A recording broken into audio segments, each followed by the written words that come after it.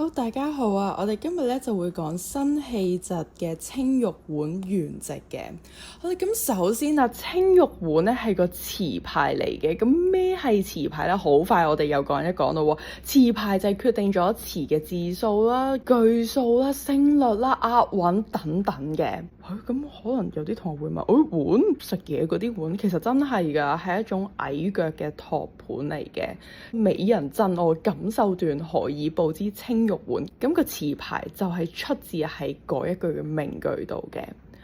但係我哋真正要留意嘅係呢度嘅詞題就叫做元夕啦。咁元夕就即係指元宵節夜晚。咁就即係正月15啦，咁所以辛棄就係透過呢一個嘅詞題，清清楚楚咁話俾我哋知，呢一首詞嘅核心背景就係元宵佳節啦，係講翻元宵節嘅燈會夜市嘅。咁但係如果我哋喺長文答就係答作者寫節慶好熱鬧，咁就搞唔掂啦。我哋梗係要寫翻佢內心嘅情感。咁所以啦，我哋咧就要睇一睇辛棄疾嘅背景嘅。好快睇一睇啦。辛棄疾其實係南宋嘅抗金主戰派嚟嘅。咁當時嘅南宋朝廷咧係不思收復失地啊，整日就係沉溺喺眼前啲虛假繁榮之中啦。咁辛棄疾係空有報國嘅志氣啦，但係又屢遭朝廷嘅排斥同埋限制，咁所以就有呢一啲咁嘅情感啦。咁就係咩嘅情感啊？第一就係佢係絕對唔想同世俗同流合污嘅，佢寧願忍受政治嘅孤獨，都唔會向世俗諂媚啦。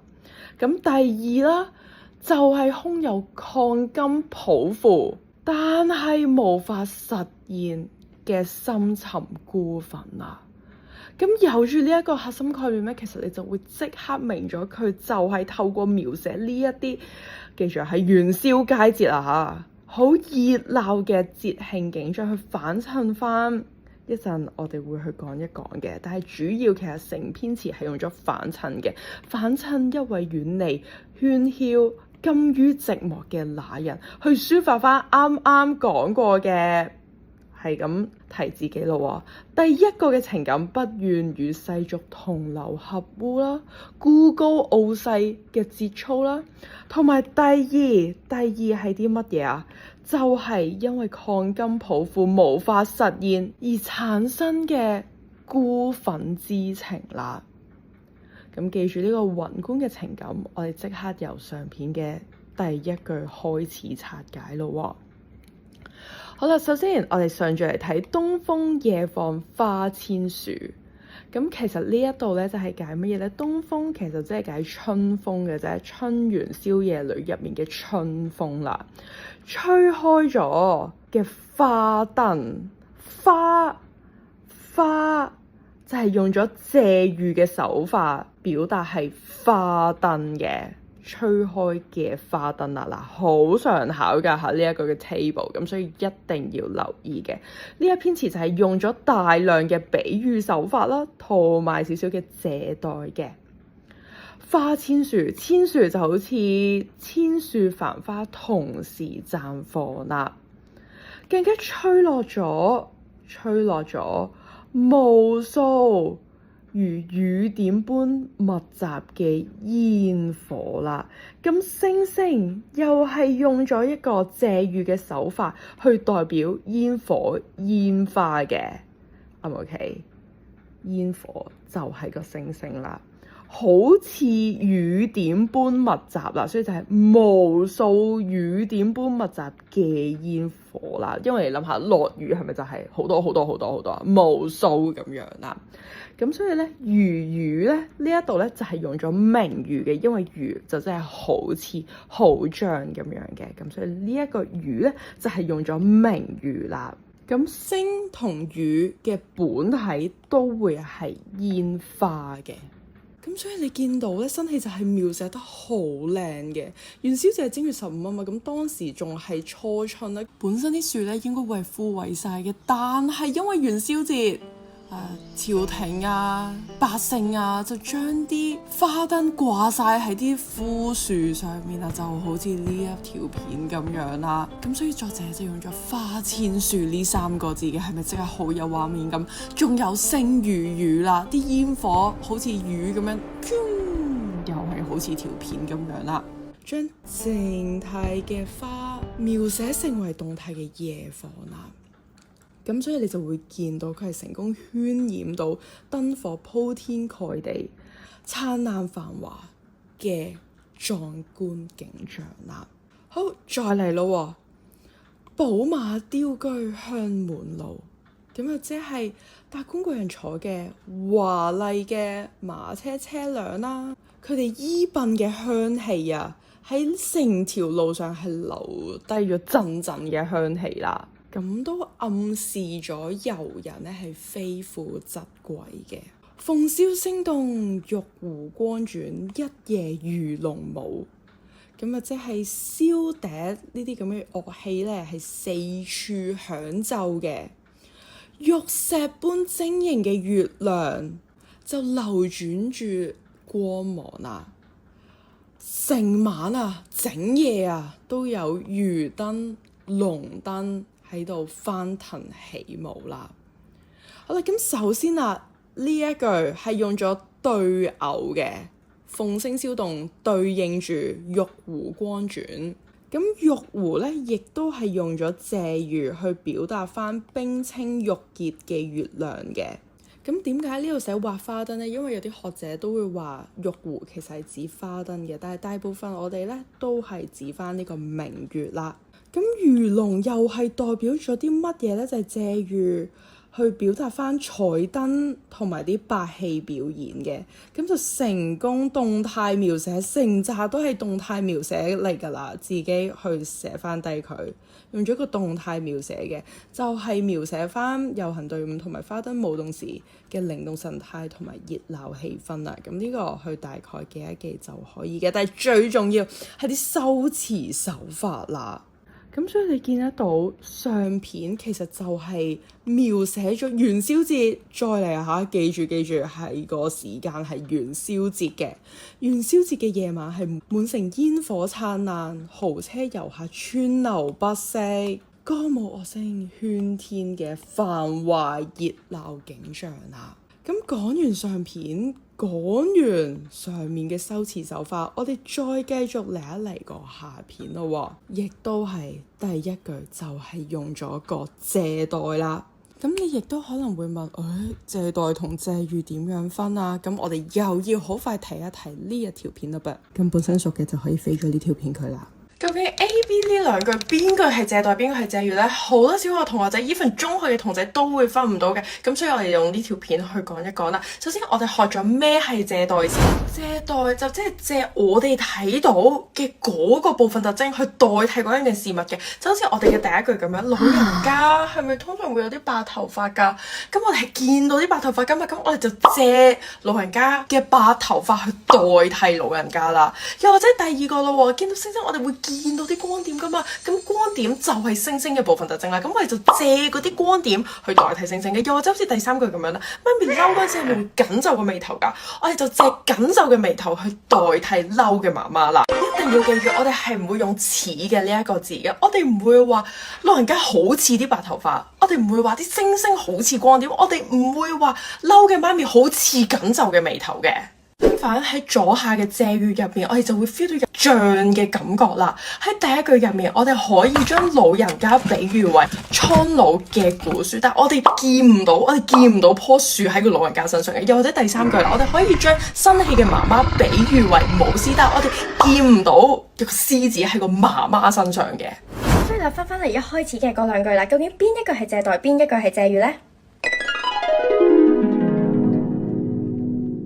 呢個就應該係借喻嘅，因為即係好似一層金鋪，我哋唔會真係見到一層金鋪喺上面嘅。蛾兒雪柳黃金縷，咁其實蛾兒啦、雪柳啦、黃金縷啦，都係以前俾女仔戴嘅一啲好靚嘅頭飾嚟嘅，頭上嘅飾物嚟嘅。咁大概圖可以睇一睇，左邊愛兒，中間雪褸，右邊就係黃金女啦。好啦，咁所以啦，呢一度只係借咗呢一啲嘅頭飾去代表咗滿街盛裝打扮嘅世俗女子啦。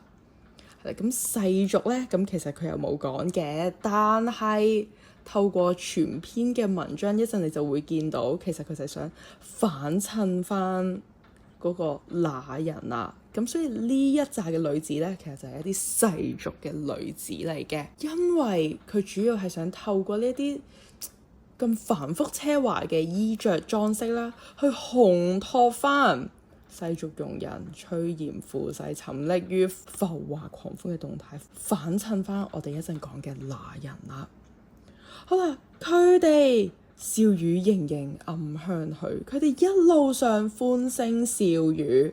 盈盈係乜嘢意思呢？盈盈就係儀態美好，而且佢係微笑含情咁樣走過去嘅，留下一陣陣嘅幽香啦。有冇 feel 到成條街就係好香啊？嗅覺描寫就係呢一啲啦。By the way， 呢個成日都會考嘅嚇。眾裏尋他千百度，驀然回首，那人卻在燈火闌珊處。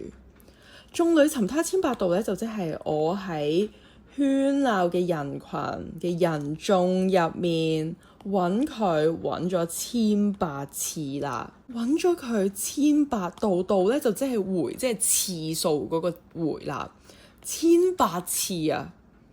突然驀然回首，呢個驀啦，就即係突然咁解嘅。突然間回首，即係一轉個頭啦。那個人竟然自己站立喺燈火闌珊，就即係稀疏、冷清、暗淡嘅意思嘅地方啦。咁所以咧，你就會見到，點解呢度用女仔她嘅？因為其實呢個她係詞人，即係辛棄疾啦，高潔人格嘅化身嚟嘅。喺燈火闌珊處嘅嗰個人係甘於寂寞，唔會同成街盛裝嘅女子爭妍鬥麗啦。咁所以 feel 唔 feel 到係幾高潔啊？佢就係寧可忍受政治上嘅孤獨同埋寂寞啦，都唔會與世俗同流合污啦。咁所以就講埋下篇嘅段子啦。咁逐句拆解完，不如我哋再整合翻成首詞嘅描寫寫作手法啦。首先第一個亦都係超級重要嘅，佢用咗一個反襯嘅手法。首先第一個啦，以鬧襯直啦。第一段呢一啲位係咁用咗一啲動態描寫去講翻個元夕夜嘅熱鬧啦，去襯托翻最後嗰個人自己一個係燈火闌珊處嘅寂寞嘅。做咁多嘢就係為咗突顯最後嘅那人啦。仲有啦，以俗襯高啦。咁個俗係乜嘢？俗就即係嗰啲世俗小人啦。用翻滿街盛裝打扮得好華麗、好嬉笑走過嘅女子，去代表翻沉溺於喺虛假繁榮入面嘅庸才同埋世俗小人啦。相反，嗰個人係甘於寂寞，唔同佢哋去爭妍鬥麗嘅，去反襯翻嗰個人那人嘅孤高傲世、堅守節操嘅品格啦。好正㗎嚇！呢一個嘅反襯，咁然後多感官描寫咧，佢仲有用到咁，例如視覺、聽覺、嗅覺、嗅覺，唔該自己去背一背啲句子。有乜嘢句子係用咗嗅覺描寫嘅？咁有聽覺描寫啦，鳳簫聲動，講翻啲樂聲嘅。仲有視覺描寫，一開始好靚咁樣講咗花千樹、聲如雨。仲有乜嘢啊？魚龍舞啦，好呢一個位啦。咁所以滿眼都係璀璨嘅煙火同埋流轉嘅燈光啦。咁最後啦，亦都係全篇最想帶出嚟嘅感受啦。詞人尋尋覓覓嘅嗰個人，其實現實係唔可能存在嘅，而係詞人自己主觀情感嘅投影，係一個投影嚟嘅啫。所以如果考試問那人係邊一個，你就要答到係自己主觀情感嘅投影。咁乜嘢嘅情感啊？又係去返主子嘅嗰一個位啦。辛棄疾空有報國之志，但係佢係俾人忽略啦。佢唔願意好似朝廷嗰啲偏安嘅主和派咁啊，即係呢首詞嘅滿街庸俗女子就係代表咗嗰班主和派啦，一樣醉生夢醒。咁所以佢將自己化身喺嗰一個孤高嘅身影，即係那人啊，表明自己寧願忍受政治上嘅孤獨同埋寂寞，都一定唔會同流合污嘅。呢首詞主要就係表達呢一個嘅情感啦。咁所以睇完咯，理解完咯，咁就去做一做練習，然後有咩問題就可以再問返啦。